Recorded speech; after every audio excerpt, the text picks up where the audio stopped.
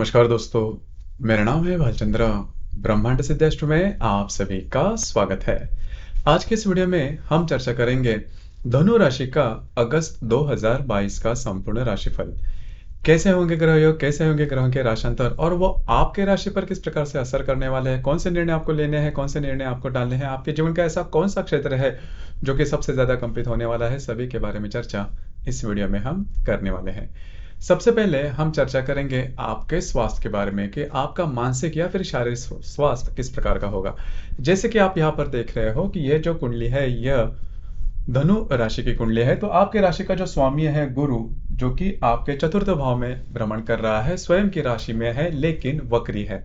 और जैसे कि आपका जो षष्ठेश है शुक्र, वह आपके सप्तम भाव में भ्रमण कर रहा है। दिनांक 7 तारीख के बाद यह आपके अष्टम भाव में भ्रमण करेगा और दिनांक 11 तारीख के बाद जो मंगल है वह भी आपके षष्ठ भाव में भ्रमण करेगा। तो यहाँ पर दो तीन बातें हैं जो कि जान लेना बहुत ही ज्यादा आवश्यक है। पहली सबसे महत्वपूर्ण बात, जैसे मैंने शुरुआत में कहा कि मानसिक और शारीरिक स्वास्थ्य दो प्रकार के जो स्वास्थ्य इसके बारे में चर्चा हम कर रहे हैं।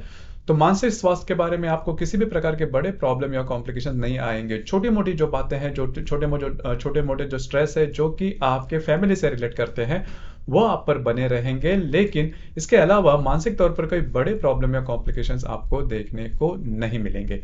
लेकिन शारीरिक तौर पर अगर देखा जाए तो शारीरिक जो स्वास्थ्य है वो आपके लिए प्रॉब्लम वाला या फिर कॉम्प्लिकेटेड हो सकता है। तो ध्यान रखिए, यदि शारीरिक स्वास्थ्य के बारे में किसी भी प्रकार के प्रॉब्लम या कॉम्प्लिकेशंस आपको आते हैं तो ध्यान रखिए, जो बातें हैं वो प्रॉब्लमेटिक आपके लिए हो सकती है। यदि आप किसी भी जैसे कि मेडिकल हिस्ट्री आपकी है, किसी भी व्याधि से ग्रस्त है, तो उसके लक्षण आपको दिखाई दे सकते हैं।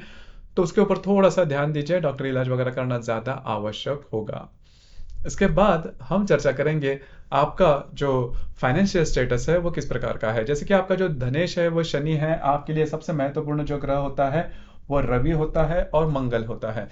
तो सबसे पहले जो शनि है, शनि के बारे में अगर चर्चा की जाए तो शनि जो है वो आपके द्वितीय भाव में भ्रमण कर रहा है, वक्री अवस्था में है। और आपका जो पंचमेश है मंगल, वो आप ही के पंचम भाव में ही भ्रमण कर रहा है। दिनांक 11 तारीख के बाद ये आपके षष्ठ भाव में भ्रमण करेगा। और आपका जो भाग्येश है रवि, जो कि आपके अष्टम भाव में भ्रमण कर रहा है, दिनांक 18 तारीख के बाद ये आपके भाग्य भाव में भ्रमण करेगा। तो कुल मिला के देखा जाए तो धन के मामले में कोई बड़े प्रॉब्लम या कॉम्प्लिकेशंस आपको देखने नहीं मिलेंगे, जो कि काफी अच्छी बात है। यहाँ पर दो तीन बातें हैं जो कि ध्यान में लेना ज्यादा आवश्यक है। पहली सबसे महत्वपूर्ण बात, दिनांक यहाँ पर जैसे आप देख रहे हो कि 11 तारीख के बाद जो मंगल है वो आपके षष्ठ भाव में भ्रमण करेगा। तो अगर आप शेयर मार्केट से डील करते हो तो फिर दिनांक 12 तारीख के बाद का जो समय है उसमें बड़े ट्रेड नहीं करने या फिर रिस्क लेके कोई भी ट्रेड नहीं करना। अगर वो करते हो तो आपके जो अंदाज है वो चूकने की संभावना थोड़ी ज्यादा बन रही है। लेकिन कुल मिला के देखा जाए तो पैसे के मामले में बहुत बड़े प्रॉब्लम या कॉम्प्लिकेशन आपको नहीं आएंगे। और दूसरे सबसे महत्वपूर्ण बात, भाग्य का साथ आपको मिलेगा,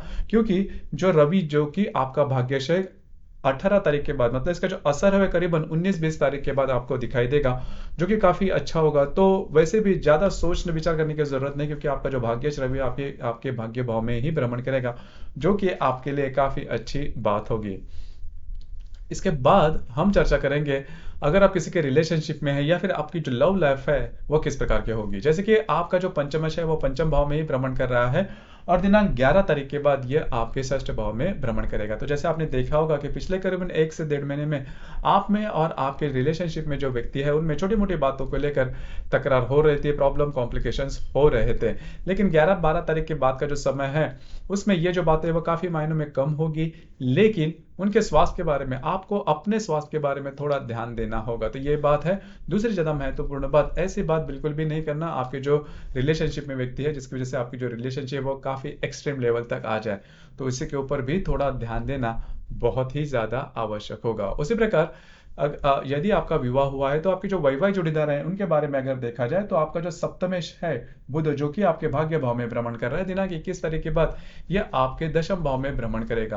अब ये जो योग है वो आपके लिए बहुत ही ज्यादा महत्वपूर्ण, काफी ज्यादा शुभ फलदायी साबित होगा। आपके जो वैवाहिक जोड़ीदार हैं उनके साथ आपकी जो इंटरेक्शन है वो काफी अच्छी देखी जाएगी। उसी प्रकार आपके जो वैवाहिक जोड़ीदार है उनके साथ कहीं बाहर घूमना फिरना हो सकता है, आपका जो समय है वो काफी अच्छे तरीके से कट सकता है। तो जो वैवाहिक जोड़ीदार है उनके साथ आपकी जो इंटरेक्शन है, आपकी जो रिलेशनशिप है वो काफी अच्छी देखी जाएगी। तो उसी के ऊपर थोड़ा सा ध्यान दीजिए, अब काफी अच्छी बात होगी। उसी प्रकार यदि आपका जो भी कार्य क्षेत्र है उसके बारे में अगर चर्चा की जाए तो आपका जो दशमेश है या फिर इसे कर्मेश भी कहा जाता है, जो कि आपके भाग्य भाव में भ्रमण कर रहा है, दिनांक 21 तारीख के बाद ये आपके दशम भाव में भ्रमण करेगा। तो कोई भी चिंता करने की जरूरत नहीं है। आपको अपना जो कार्य क्षेत्र है उसके संदर्भ में बहुत ही अच्छा आपके इसके अनुभव आ सकते हैं। उसी प्रकार 21 तारीख के बाद का जो समय है वो काफी अच्छा होगा। अगर आप कार्य क्षेत्र में कुछ बदलाव करना चाहते हो, कुछ नए आइडिया देना चाहते हो, या फिर कोई नया अगर आप कोई बिजनेस करते हो उसके संदर्भ में अगर वो आप एक्सपांड करना चाहते हो, तो इसके संदर्भ में कुछ अच्छी परिस्थितियां आपके लिए तैयार हो सकती है, या फिर कुछ अच्छे इंट्यूशंस की अच्छी बातें हो सकती है जो कि आपके लिए काफी महत्वपूर्ण साबित होगी। तो कुल मिला के देखा जाए, मोटे तौर पर अगर देखा जाए, तो इस महीने में आपको रिलेशनशिप के मामले थोड़ा ध्यान देना होगा, आपके स्वास्थ्य के बारे में थोड़ा ध्यान देना होगा। लेकिन पैसे के मामला में या फिर आपकी जो वैवाहिक जोड़ीदार है उनके साथ साथ आपकी जो रिलेशनशिप है या फिर कार्य क्षेत्र के बारे में भी, जो अगर मोटे तौर पर देखा जाए, तो ये जो संपूर्ण महीना है वो काफी ज्यादा शुभ फलदायी साबित होगा। इसी तरह बाकी की जो भी बातें हैं, मतलब ग्रह योगों के बारे में, ग्रह योग होते क्या है कि कभी कभी ऐसी भी बातें होती है जो कि 2-3 दिनों के लिए हम अनुभव करते हैं लेकिन वो याद में रहती है। तो वो जो ग्रह योग वे किस प्रकार के होंगे उसके संदर्भ में भी हम चर्चा करेंगे। जैसे कि इस महीने की 1 तारीख को मंगल और हर्षल की युति होने जा रही है आपके पंचम भाव में। तो मंगल हर्षल युति पंचम भाव में आपके 1 तारीख को होने जा रही है। तो अगर आप किसी के रिलेशनशिप में हैं तो उनके साथ छोटी मोटी बातों को लेकर जो शुरुआत है, मतभेद है, वो हो सकते हैं और काफी उग्र रूप भी धारण कर सकते हैं। तो थोड़ा सा खुद पर थोड़ा सा संयम रखना ज्यादा आवश्यक होगा, ये बात बहुत ज्यादा महत्वपूर्ण है। उसी प्रकार यदि आप शेयर मार्केट में इन्वेस्ट करते हो तो भी इसी प्रकार की कुछ बातें, मतलब भावनाओं में बहकर आप ऐसे कोई निर्णय ले सकते हो जो कि चूक सकते हैं, जिसके जैसे बहुत बड़ा खामियाजा आपको भुगतना पड़ सकता है। तो इस प्रकार की जो बातें हैं उसके ऊपर थोड़ा सा ध्यान रखना ज्यादा आवश्यक, खुद पर थोड़ा सा संयम रखना, कंट्रोल करना ज्यादा आवश्यक होगा। उसी प्रकार दिनांक 7 तारीख को शनि और मंगल का केंद्रीय योग होने जा रहा है। अभी जो शनि है आपके द्वितीय भाव में है, उसके साथ आपके पंचम भाव का जो मंगल है वो केंद्र योग करने जा रहा है। अब इसका जो ग्रह का जो कालावधि है वो करीबन 6, 7 और 8 तारीख को होगा। इसमें आप अपने जो खर्चे रहेंगे, आपकी जो स्पेंडिंग रहेंगे उसके ऊपर थोड़ा सा ध्यान दीजिए। उसी प्रकार ये जो कालावधि इसके दरमियान किसी भी प्रकार के बड़े इन्वेस्टमेंट पैसे के बारे में नहीं करना, क्योंकि वो आपकी जो अंदाज है वो चूक सकते हैं, या फिर घर के जो लोग हैं उनके साथ भी छोटी मोटी बातों को लेकर तकरार हो सकते हैं। तो खुद पर थोड़ा सा कंट्रोल करना आवश्यक होगा। उसी प्रकार दिनांक 10 तारीख को नेपच्यून और शुक्र का नवपंचम योग यानी कि त्रिकोण योग होने जा रहा है। नेपच्यून जो कि आपके चतुर्थ भाव में है, उसके साथ आपके अष्टम भाव का जो शुक्र है वह नवपंचम योग यानी कि त्रिकोण योग करने जा रहे हैं। तो अगर आप जॉबलेस हो तो आपको जॉब वगैरह मिलने की संभावना इस दरमियान काफी अच्छी बन रही है।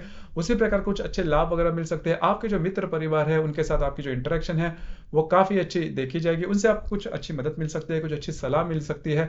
तो कुल मिला के देखा जाए तो यह जो ग्रह योग है वो आपके लिए काफी ज्यादा शुभ फलदायी साबित होगा। हालांकि शुक्र जो कि आपके अष्टम भाव में भ्रमण कर रहा है वो आपके स्वास्थ्य के लिए अच्छा नहीं है, इसके ऊपर आपको थोड़ा सा ध्यान देना होगा। इसी प्रकार दिनांक 11 तारीख को हर्षल और रवि का केंद्र योग होने जा रहा है। रवि जो कि आपके अष्टम भाव में भ्रमण कर रहा है, उसके साथ आपके जो पंचम भाव का जो हर्षल है वह केंद्र योग करने जा रहा है। यहाँ पर 2-3 बातें हैं। स्वास्थ्य के बारे में ध्यान रखना बहुत ज्यादा आवश्यक होगा। आपके करियर के बारे में भी ऐसे कोई भी निर्णय नहीं लेना जिसकी वजह से आपकी जो जीवन की जो दिशा है वो बदल जाए। रिस्क लेके कोई भी बात इस तरह में नहीं करना।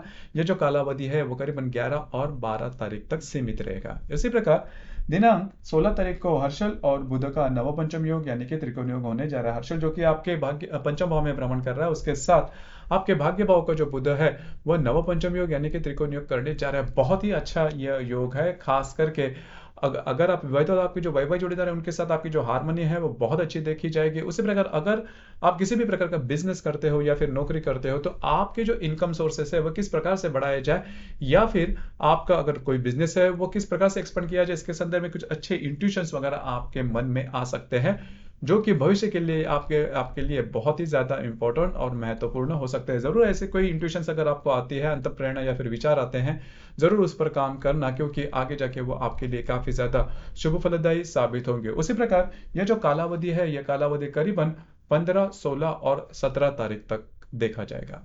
इसी प्रकार दिनांक 18 तारीख को गुरु और शुक्र का नवपंचम योग यानी कि त्रिकोण योग होने जा रहा है। अब यह जो गुरु है यह गुरु आपके चतुर्थ भाव में भ्रमण कर रहा है और आपके अष्टम भाव में स्थित शुक्र के साथ या यह जो गुरु है वो नव पंचम योग यानी कि त्रिकोण योग करने जा रहे हैं। तो अगर आप कोई नई वास्तु लेना चाहते हो, नया घर खरीदना चाहते हो, तो ये जो कालावधि है वो आपके लिए काफ़ी ज़्यादा शुभ फलदायी साबित होगा। घर के जो लोग हैं उनके साथ आपकी जो इंटरेक्शन है वो काफ़ी अच्छी देखी जाएगी। घर का जो माहौल है वो भी काफ़ी अच्छा देखा जाएगा। घर में अगर आपको कोई नई चीज़, वस्तु या फिर अधिभौतिक सुख से संबंधित कोई भी सामान अगर आपको खरीदी करना है, तो भी ये जो कालावधि है वो आपके लिए बहुत ही ज़्यादा शुभ फलदायी साबित होगा।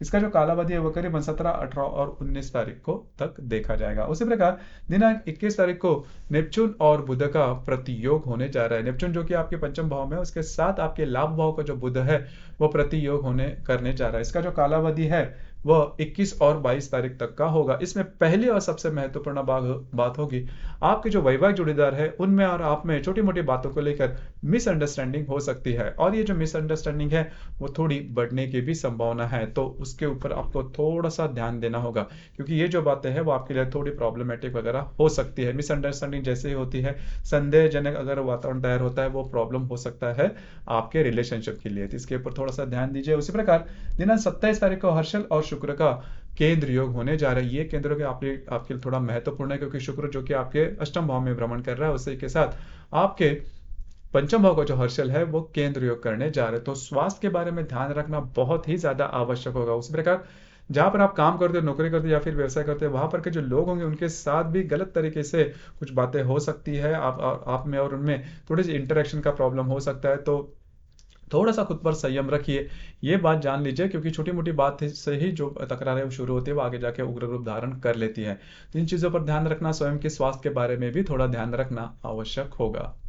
उसी प्रकार दिनांक 28 तारीख को शनि और शुक्र का प्रतियोग होने जा रहा है। शुक्र जो कि आपके अष्टम भाव में भ्रमण कर रहा है, उसके साथ आपके द्वितीय भाव का जो शनि है वो प्रतियोग करने जा रहा है। फिर से मैं वही कहना चाहूंगा कि स्वास्थ्य के बारे में ध्यान रखना बहुत ही ज्यादा आवश्यक है। अगर आप विवाहित हो तो आपके जो इन लॉज होंगे, आपके जो ससुराल के जो लोग होंगे, उनके साथ भी छोटी मोटी बातों को लेकर तकरार हो सकती है। तो इन सभी चीजों पर ध्यान रखना होगा। मूलतः अगर देखा जाए तो इस सारे महीने में आपको अपने स्वास्थ्य के बारे में ध्यान रखना बहुत ही ज्यादा आवश्यक है। बाकी जो भी बातें हैं वो करीबन नॉर्मल है, उससे कोई बड़ी क्षति आपके लिए नहीं रहेगी। लेकिन स्वास्थ्य के बारे में यदि आपकी कोई मेडिकल हिस्ट्री है तो उससे रिलेटेड आपको चौकन्ना रहना होगा, सावधान रहना होगा। उसी प्रकार इस महीने की जो पूर्णिमा है वो 12 तारीख को है, और जो अमावस्या है वो 26 और 27 तारीख को है।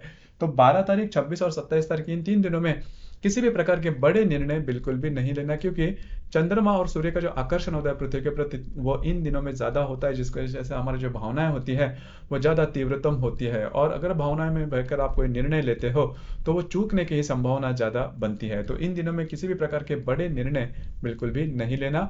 तो करीबन मोटे तौर पर अगर देखा जाए तो इस महीने में आपको अपने स्वास्थ्य के बारे में ध्यान रखना बहुत ही ज्यादा आवश्यक होगा। ये तो हुई संपूर्ण महीने के बाद। हर दिन के जो राशिफल है, मतलब दैनिक राशिफल, वो भी हम अपलोड करते हैं, हर दिन के आते हैं। और वो जो राशिफल होते हैं वो पिछले दिन आते हैं, मतलब उसके पहले का जो दिन होता है उसमें वो पब्लिश किए जाते हैं, जिसकी वजह से आपको आगे आने वाला जो दिन है वो किस प्रकार से होने वाला है, आपकी मानसिकता या फिर आपके जीवन में ऐसी कौन सी बात हो सकती है उसके बारे में आपको एक उसकी जो थोड़ा बहुत जो आइडिया है वो आ सकता है, जिसकी वजह से आप आगे का दिन है वो किस प्रकार से आप का टाइम कर सकते हो उसके बारे में कुछ निर्णय ले सकते हो। तो ये बात है। तो दैनिक जो राशिफल है वो भी जरूर देखना, और आज का जो वीडियो है वो भी आपको कैसे लगा नीचे कमेंट बॉक्स में जरूर कमेंट करना।